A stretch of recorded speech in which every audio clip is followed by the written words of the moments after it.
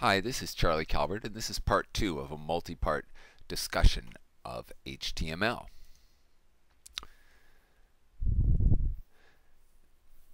So we're going to be focusing on CSS in this video, sort of for non-technical users, very broad overview of it, just to get you started up and running with it. And CSS stands for Cascading Style Sheets. We will discuss why that name was chosen later in this deck. We use HTML to define the content of web pages and CSS to define the way the content looks. When we say the words presentation layer, we are talking about CSS and its ability to define the way the content of a document is rendered. For instance, we use CSS to define fonts, colors, and spacing of text, and whether it is rendered in italic or bold. The actual text we define with HTML. The way it looks we define with CSS.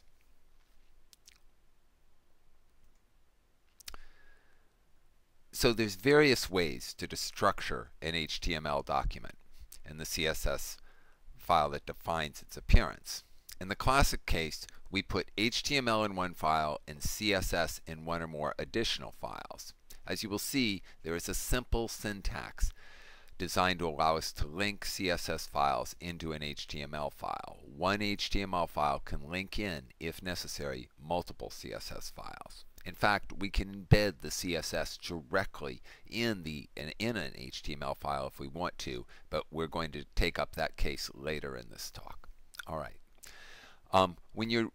If you're going to divide things up into two files, which is what you should do, what I think is the recommended thing to do in most cases, not all, but in most, then put the HTML file is going to have a .html extension and the CSS file has a .css extension. So when you look at the file on your hard drive, you can tell immediately whether it's an HTML file or CSS file. For instance, mypage.html, mypage.css. So we link in documents to an HTML document using this syntax here. We use the link tag and then we put in three attributes. The href points to the URL of the CSS file. Sometimes we might put it right in the same directory with the HTML document, or sometimes we create a subdirectory called styles or something similar and place the document in there. Here we've created a subdirectory of our current HTML document called styles and placed a file called style2.cs in there. And then in there we are going to define the way our document should look, its look and feel, its presentation layer. We also use the rel tag and we just set it to style sheet. Don't think about it, don't worry about it, just do it. The same thing, we define the type of the document, and that's text, CSS. You just do it, just stick it in there. I don't know why they can't standardize this. I don't see why we have to continue to put that in there, but apparently we do. And now the link tag itself is going to be followed by the URL of the CSS file, the rel attribute, and the type attribute. There's also a way to link in a style sheet using this syntax, but we're not going to cover that in this particular case. Okay, so here's an example document. We start out with the doc type saying that we got an HTML file, then we bring in the HTML tag, the head tag, we put in a title, and now we're putting in that new bit that we're learning about now, the link tag referencing a CSS file. In this case it's called hello world.css and it's assumed to be in the same folder as our current document. Then the rel tag and the type tag always just the same. Now we've got a p tag here which defines the world's hello world, and a second p tag which has a class attribute set to the word big font and then the contents of the p tag. So we've got an attribute here and a class. This class is going to be defined inside of our CSS file. So let's go ahead and actually do this in the real world to see how it would look. I'm going to flip over here to my deck, and I'm just going to do a copy, a block copy on all that text we were just looking at. Then I'm going to flip over here to an HTML editor. There are many such beasts in this world. This one's called Microsoft Expression Web 4, and I'm going to create a new HTML page, and you can see it puts in a lot of default information very similar to what we want, but in this case I'm going to delete it and just paste in the specific code that we were looking at. So now we've got a file, and I'll put it in my temp directory since I don't plan to hang on to that. You can see it kind of likes to give it a name of default.html. I don't really care what it's called in this particular case. But now we've got this hello world.css file that we want to create. So our concern now is that we're linking in a file called hello world.css, but we have not yet defined what's going to be in that file. So we could simply create the file by hand, which is a fairly straightforward process. And but in this particular case, I'm going to use a tool to help us create it, so that those of you who prefer to use automated tools rather than writing code will know how to do that. And inside of Expression Web, we're going to choose New Style over here in the Manage Styles area. And if by any chance Manage Styles isn't visible, you can always go to this Panels item up here on the top, and it will help you choose the Manage Styles tab which you want. And inside of Manage Styles, once you have that tab visible, we'll choose New Style, and then we're going to call our style Big Font. Okay, so up here I've made our selector be .big font, and that means I want to create a class called Big Font. And as you saw in here, we need a class and we want to call it Big Font. So that's what we're going to do, define what that font is, and we're going to put it not in the current page but in a new style sheet. Okay, and then whenever anybody does this, they always set the font to Comic Sans, just probably because it's distinct. And then they like to set the font to something large, you know, so that you can tell automatically that things have changed. Large will probably be enough for us. So here you can see the font down here.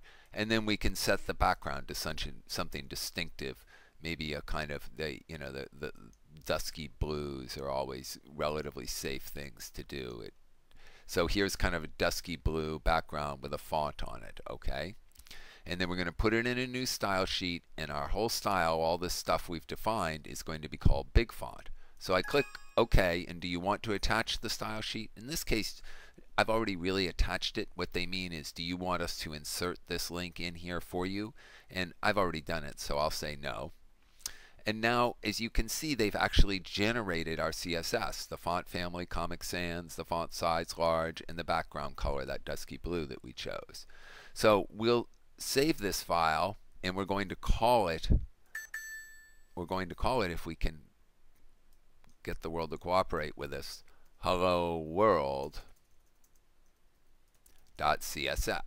Okay, so now in theory hello world.css is here and the font is here, and all we need to do is to come up here and choose Preview in Chrome, F12, and it pops up, and here you can see we've got the hello world, we've got the my text with the Comic Sans font, we got the dusky blue in the background. So it's all working, right? Okay, so we managed to get through that slide and show you how it works to set the big text with a big font and apply a style, a CSS style, to this text. Here's kind of a review of what we did. This is maybe a simplified big font, not quite as fancy as the one we created, but that shows it there, and it shows the text extra large in here. So that's just kind of a review of what we just did. Let's talk for a second now about the difference between defining things semantic and stylistic markup, okay? And we've been talking about that in part 1 and now in part 2 of this tag.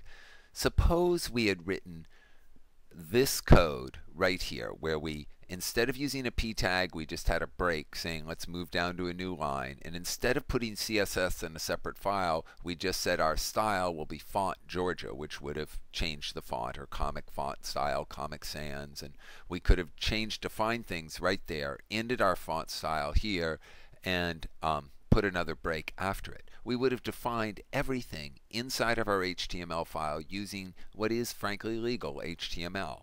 But that is discouraged, okay? It's not what you're supposed to do. What you're supposed to do is keep the content of your HTML file only about semantic issues, not about style issues.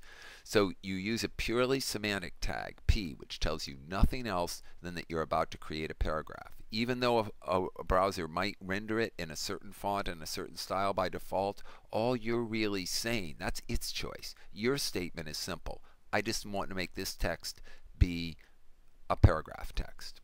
And then I'm going to have a class called Georgia or called Big Font or called whatever, and that's where I'm going to define things. That's the right way to do it. Don't include anything about how text looks in an HTML file as a simple rule. Just keep the structure in there. Put in P tags, put in HTML tags, put in body tags. Don't put anything about fonts or italics or anything in your HTML file. Okay, so why call it cascading style sheets?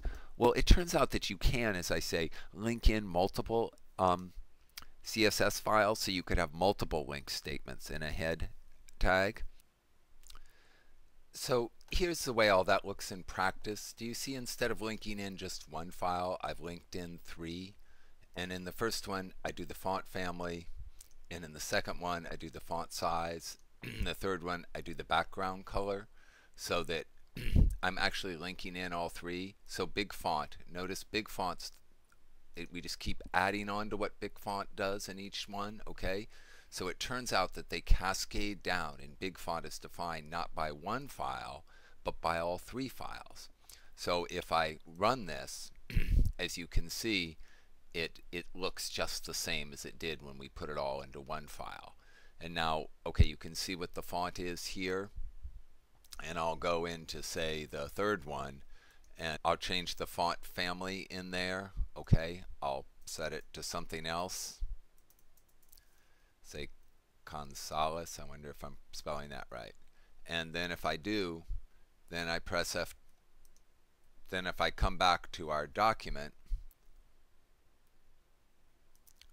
and view it, then you can see the font has changed. It's no longer in, because even though it's defined twice, it cascaded down to the last definition, and that's the one it kept. Okay. And just to be clear, the point here is not that you necessarily want to divide your CSS files, your CSS up into 3 files, although many times you do want to do that. You don't have to do that. The example I just showed you was to teach you why it's called cascading style sheets, not to recommend that you always break up things into 3 different pages the way I did it here. It's just to familiarize you with the syntax. But there are times when it's useful, even if my particular example I gave you there was meant to simply demonstrate a piece of syntax rather than to give you a recommended way to break up style sheets into multiple pages. Okay. So what about putting HTML and CSS in one file? Let's talk about that briefly.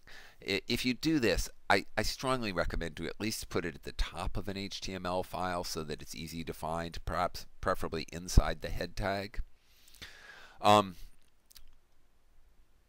don't like this idea. I think to put the CSS in a separate file, put the HTML in its own files. However, one can be useful at times, and if you do it, here's the way it looks, in at least my conception of the best way to do this kind of thing. So we have the doc type, we have HTML, we have our head, we have our title, and then instead of linking in another document, we simply start a style tag, then we define big font, whatever we want it to be, and we close the style tag, we close the head. And then down here, big font is defined because it's defined up here, just as much as if it were defined in a separate CSS file. Now, if really you never want to reuse the big font tag, the big font class, then go ahead and do it this way. Nobody can blame you. But if you ever think you want to apply big font in one HTML document and in a second HTML document, then don't block copy the style thing and put it in both documents. Instead, put it in a separate CSS file. In fact, rather than tempting you to ever do that, just put it in a separate CSS file to begin with. So let's just, as a closing little note, very briefly, let's talk about HTML, CSS, and JavaScript all together in one particular document. A typical web page includes content defined in an HTML file, styles in a CSS file, which is what we've just shown, and then actions, things that will animate that page in a JavaScript file.